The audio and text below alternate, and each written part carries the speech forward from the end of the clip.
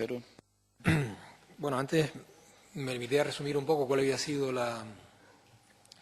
el núcleo de las propuestas nuestras en el anteproyecto, ¿no? Previamente había señalado que en el borrador que se presentó por parte del organismo autónomo, de manera informal, pues al menos 12 de los puntos que se nos traían fueron, lógicamente,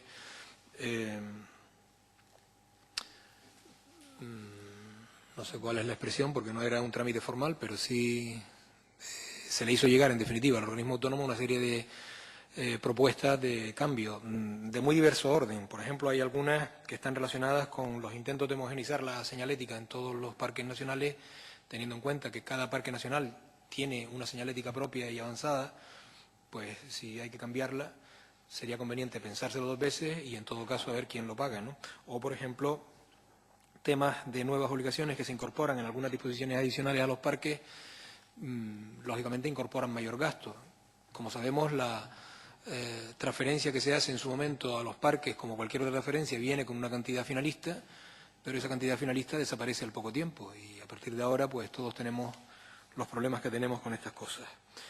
Pero efectivamente el núcleo de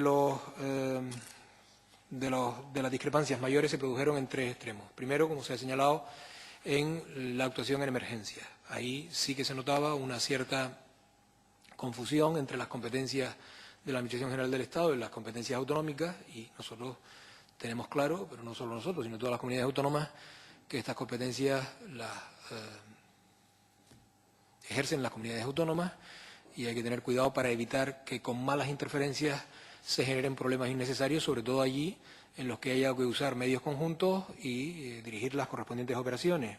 Todos hemos vivido en determinadas catástrofes, incluso cuando se han dado en determinados parques algunas colisiones que era necesario, y por eso yo creo que esta ley en ese sentido podría culminar bien si efectivamente ambas competencias se delimitan, se respetan y lo que hace la ley es propiciar la colaboración. En ese sentido, debo decir que al menos la propuesta nuestra al anteproyecto fueron consideradas. Con lo que se refiere al otro caso, el artículo 22 tenía relación con la posibilidad de que un parque nacional determinado dejara de serlo, es decir, se incoara un expediente por el mal uso, la mala condición y pudiera desaparecer.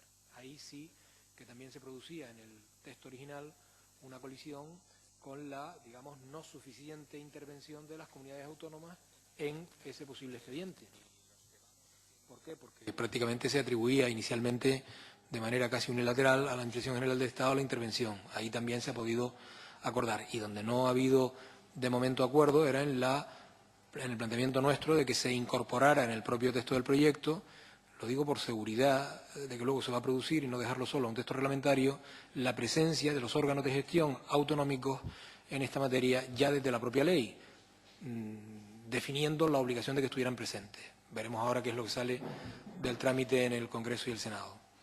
Con respecto a lo que me plantea don Miguel Jorge, ayer mismo en el Gobierno hemos aprobado el decreto correspondiente a la reforma del decreto existente en materia de los patronatos de los parques nacionales canarios. Incluimos las tres cuestiones que habíamos comprometido. La primera es relativa al órgano directivo del mismo y sobre todo los perfiles de los directores.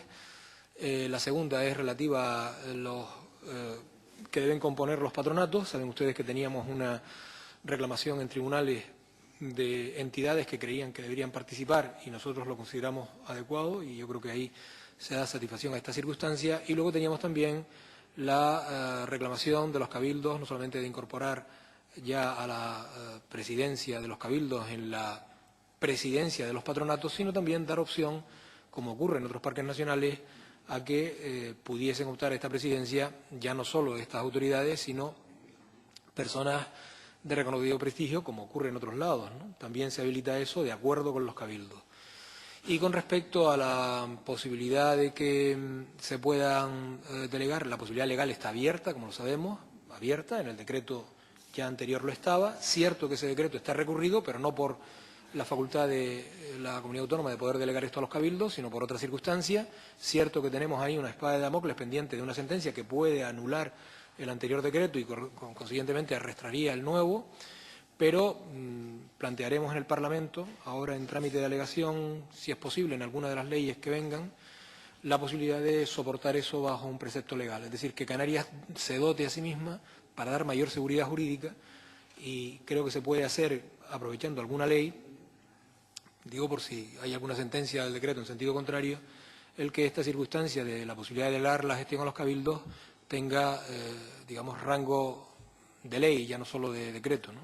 Y esto lo podemos hacer, nos pondremos de acuerdo con los distintos grupos parlamentarios en el momento en que sea posible para que se pueda llevar a cabo, sin necesidad de estar pues ahora planteándonos un decreto nuevo, que empiece de cero, etcétera, cosa que tendríamos que hacer si efectivamente la sentencia es contraria. Muchas gracias. Ahora vamos